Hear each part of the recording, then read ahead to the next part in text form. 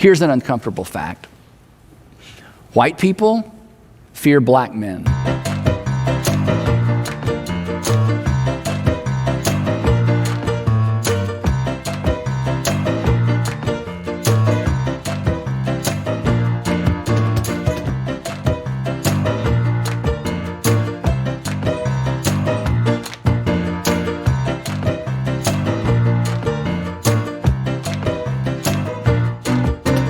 This topic is a minefield for me. It's a minefield for us.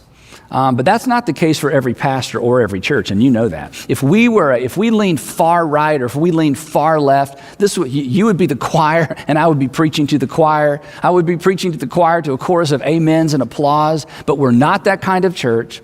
I've been to my share of far right-leaning churches and churches that lean far left. And it's so much easier for those pastors. I mean, everybody pretty much agrees on everything, and everybody else is just going to hell, right?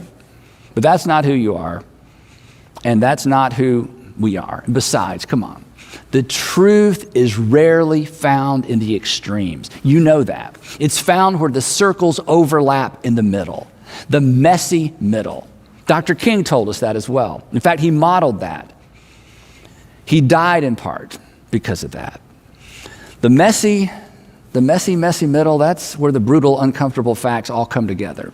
But it's also where problems can be solved. But it is so uncomfortable. It's so much easier to retreat to the echo chamber of extremes where everybody agrees, but nothing is ever accomplished. In the messy middle, we're confronted with uncomfortable facts. And by the way, facts aren't fair, but facts don't care.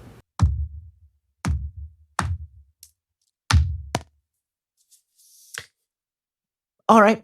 I'm glad you've made this discovery. Here's an uncomfortable fact. White people fear black men. That's not fair, but it's true. What makes this even more unfair is that in the vast majority of cases, our fear of black men is in no way connected to our personal experience. And if that wasn't unfair enough, study after study has shown, you know this, that fear of black men doesn't even spring primarily from racism. It's deeper than that. And that's not fair to black people or white people.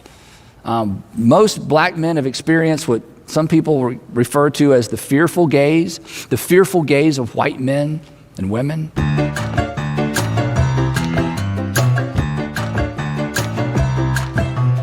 So, white people fear black men. Our fear of black men is rarely, if ever, connected to personal experience. If you're an African American, you know this. Your mistrust of the criminal justice system is connected to personal experience. Us white folks, we fear what might happen. You fear what has happened. Reminding white folks how many more times they've been hurt by, ripped off by, deceived by white people than black people, that doesn't erase our fear of black men. The only thing that has the potential to replace deep-seated fear is experience. We have to experience something different. We have to experience our way forward. The white people who have all but silenced their fear of black men are the white people who have befriended black men or have been befriended by black men and their families. Perhaps nothing characterized the life of Jesus more than his intentional pursuit of people whose lives and lifestyles were nothing like his. If we don't know people, if we fail to listen to people who don't experience the world the way we do, we will never bear their burden. We will not fulfill the law of Christ. And we may wear the badge and the label Christian,